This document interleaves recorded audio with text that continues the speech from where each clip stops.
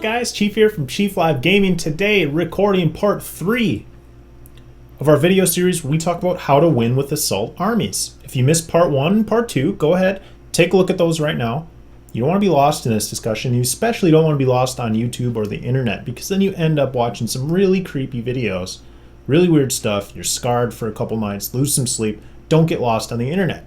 Watch part 1, watch part 2, and come back here for part 3. So we're just going to dive right into it and pick up where we left off. So we were talking about roughly turn 2, what you wanted to be doing in the last part of the video series, rather. And today we're going to pick up and talk about kind of the mid and end game of how to deal with different threats, different scenarios, what you kind of want to go in with as a plan. We talk about the plan a lot. And this is a very loose-fitting plan for the mid to end of the game, because as some of you might know, it's very difficult to quantify and to explain how to play the end and even the middle of a game of 40K, because there's so many variables. There's so many things that can happen, and I don't want to try to give you guys too concise or too exact of a strategy, because a lot of times that strategy is not what you want to do. I could tell you something, but you're going to have to differ at so many points. This would be like a 40-part video, right? And we don't want to do that. So we're going to talk about very general things, very broad strokes here on this video, and you guys can kind of extrapolate from there. So let's get into it. We're talking about things that should be happening on turn 3. To start, what happened on turn 2? In case we need a little recap. The main thing that happens on turn 2 is we are charging. Our first wave is crashing into our opponent. We're doing as much damage as possible in this very narrow window of opportunity, and the main reason for that is because we have seized this opportunity where our opponent has some things that are in reserve and either just arriving from reserves onto the table or not yet on the table because they failed their roll. So this is the window when their army is weaker than ours, and we can just crush them, crash into them, and do the most damage we can. So that's the plan here. That's the plan. Now on turn 2, things are starting maybe again to arrive from reserve. Why is that such a tongue twister? Arrive from reserve. Maybe they're deep striking in. They can't assault us yet, but they could shoot us in turn 2. So maybe we're getting shot up. But remember, we're charging. And we're getting into close combat. We talked about the idea of not wanting to wipe out our opponent completely on the charge most of the time, because we want to get locked into combat. So on their turn, we're still in close combat. They can't shoot us. When it gets to their assault phase, we finish wiping out their unit, consolidate, and then it comes to our turn again. Assault goodness happens, and it all keeps chaining. That's the plan. So, the other major thing that happens in turn 2, our berserkers are getting out of our rhinos. They are in midfield, disembarking, getting ready for turn 3, where they can make their assaults. And that's where we are right now. So this is where we're going to pick up. It's a little longer of a recap that I wanted to do. That's okay. Some good, concise information there. Turn 3. The biggest thing you're watching out for and wanting to do is make a good decision at this point in the game whether or not your berserkers are going to go forward with your main line, or they're going to play some defense, go backwards into the things that deep struck maybe behind your lines. Maybe they're going to go help out things like cultists that are dealing with terminators, things like that. Tar pitting things. They're an expensive unit to tar pit things with, but they can work. They can do some damage. It's a lot of dice being thrown. And they're also, remember, have counterattack. So they're not the worst thing to get charged. Absolutely want to try to get the charge, don't get me wrong. But if you have to set up in a position where you're baiting your opponent to charge you next turn, you still get counterattack. So remember that. Remember that. Now, the goal. Again, I'm going to talk about very broad things. The goal, mid and late game, right now, is to finish up the assaults, the key assaults. We go into the game with key units that we know we need to take out, some that are not so important. We need to take out these key units, and we need to start taking objectives. Sitting on objectives, defending these objectives, positioning ourselves properly so we can score victory points, because that's the whole point of 40K. Is victory points. Now, if we're playing Purge the Alien or a kill point game, this is going to be a little different, but you can take this information and kind of and kind of apply it to that also. So we need to be safe. Now, the couple things that you probably have happening. You're going to have some units that are very weak, units that are at like 30% strength. These are the units you want to send to sit on objectives most of the time. These are also the units that you want to throw at your opponent to slow them down. So if they're in a position to do that, great. There are also going to be some units that are still pretty strong. These are what you need to be careful with. Be careful with these units. Again, it's so hard to tell you guys exactly what to do, but try to use these units as effectively as possible. You know what they're meant to do. If they're cavalry, if they're jump infantry, if they're beasts, stuff like that. Use your units as effectively as you can, and we're trying to slow our opponent down and zone them out of the objectives. So I've heard a lot of videos on YouTube with a really good concept or term for what I'm about to describe to you, and that's the term threat bubble. Threat bubble. Brilliant term, and what you should be thinking about right now. The threat bubble of your units is something that is pretty easy to understand. It's your movement. So most infantry, again, 6 inches, beasts, bikes, stuff like that, 12 inches of movement. So draw a circle, say your guy's in the center. You're going to make a 6-inch circle around it in every direction. And then your average charge distance, which we like to think of as like 8 or 9 inches, because that's, you roll 2d6 for your charge distance, average about 8 or 9. So add 8 or 9 to your movement, and that's the bubble. All the way around, why do I have such a hard time drawing a circle in the center of my webcam? All the way around your unit that your opponent is needing to be careful of. So if you place something, we're using the, I don't have any round objects.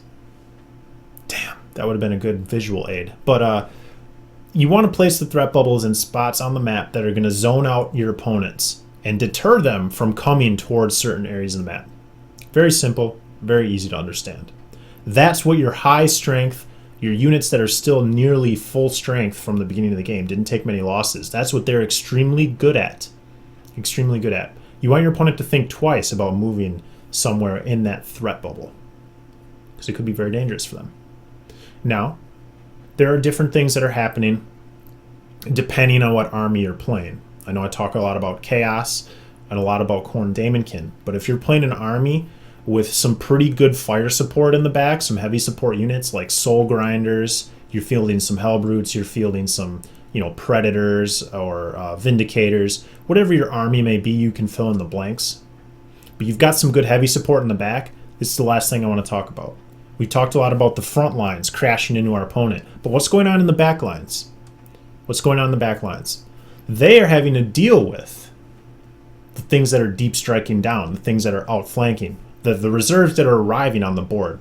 And the best way to do that, remember, they can't charge the turn they arrive, so shoot them up. Whatever you have, your heavy support, weaken them as much as possible. And the best use of some of your heavy support. But remember, if you've got something like a Soul Grinder, he's got a Power Fist. So if you're talking about charging or getting charged, it might be okay. You obviously don't want to lose that Soul Grinder, but if he can slow a unit down for a turn and maybe take a couple of them out with that Power Fist in the process, it might be worth the loss. Again, coming back to acceptable losses. Very important to understand. We're talking about a finite number of turns, and more importantly, since we're discussing the end game, we're talking about only 1 or 2 turns left. If you sacrifice that Soul Grinder to tie up a unit for 1 turn that can't score objectives, can't get Line Breaker, can't get one of those objective cards, certain things, that is worth the cost.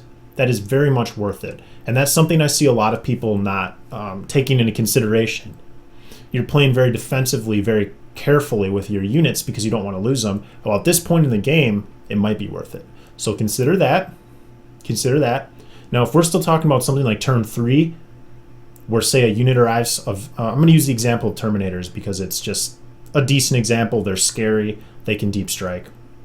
And you guys can use this example for other units if you'd like. So say it's turn 2 and the Terminators arrive from deep strike, right? They can't assault, but they get some shooting in. They're scary shooting, but they're even scarier at close combat. They have things like power fists, chain fists, scary. And we're talking about our heavy support choices back here. So we do not want to be near those Terminators. Again, they're threat bubble. They're also very slow. One thing to understand. So, run away. Run. Kite them. Kite them. And there's almost an art to this. Because if we talk about the threat bubble, remember that they can move 6 inches, the Terminators. And then they can get about 8 or 9 inches on average for a charge roll. So let's just say, we'll give them a 9-inch charge, 15 inches roughly. You want to stay away from them at least to be safer. So what can you do?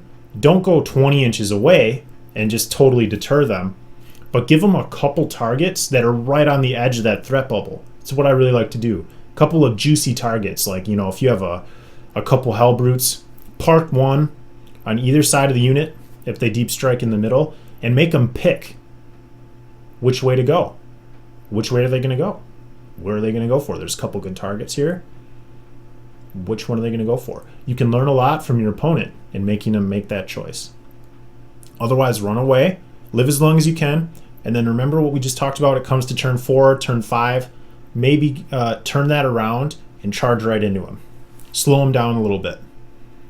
Things like psychic powers like Enfeeble can be amazing for slowing down Terminators in the backfield and also helping you deal with them. Enfeeble is great for that. Getting a text message. I'm going to put my phone on silent so I can finish talking. But really, guys, silence. It's done. Really, that's all I wanted to talk about. And if I did miss something, I'll probably make another video to cover it for you guys. But those are the main ideas that I want to give you. And I will probably make a couple more focused videos on assault tactics. So if you guys are interested in those, you might want to check out my playlist in my YouTube channel where it's titled something like 40K Tactics or something like that. I'll provide a link to that in the description if you guys want to check out some other tactics. I hope you've enjoyed this video series. I hope it's maybe taught you a couple things, a couple ideas that you maybe haven't thought of, a couple concepts that you might have not been considering, or just anything. And if it did help you, I would love to hear about it. Leave me a comment in the description below. If I'm wrong about things, if you have a different opinion, please also leave that. I just love discussions about tactics, stuff like that. More than happy to discuss things with you guys. Fully aware that I could be completely wrong about some of this stuff. Hopefully not all of it. I would like to think that my experience counts for something, even though it is rather limited. So, yeah. Really, guys, thanks a lot. I want to say thank you to all my subscribers, my supporters, my donators on my Patreon page, as well as other outlets. Really, guys, thank you very much. Without you, I could not be doing this, and it really helps me out. So thank you very much. Much appreciated. And I will see you guys in some other videos. For those of you wondering what I've been up to lately, I am shooting a video series related to my Nurgle army, which is a combination of Chaos Space Marines and Chaos Demons.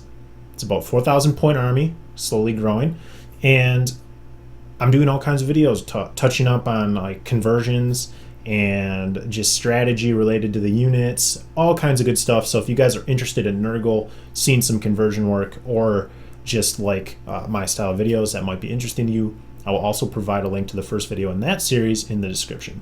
So thanks a lot, guys. I hope this was helpful to you. Thanks for watching, and I'll see you next time. Bye now.